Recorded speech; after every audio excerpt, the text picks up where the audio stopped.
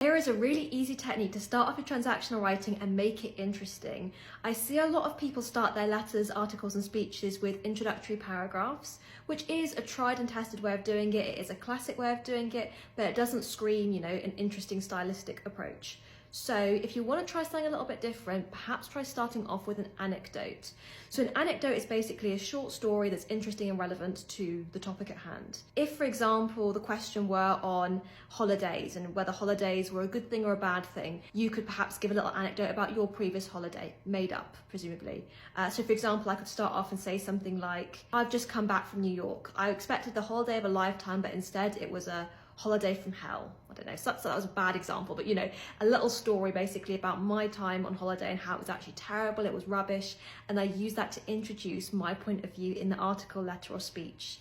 And it does work for letters, articles and speeches. You might have to adapt the tone of it very slightly, but the idea of starting with an anecdote will work for all of those. And it just basically gives it a bit of personality. And after the anecdote, you can explain your point of view and what you're going to be arguing in the essay. I hope that makes sense. If you have any questions, let me know.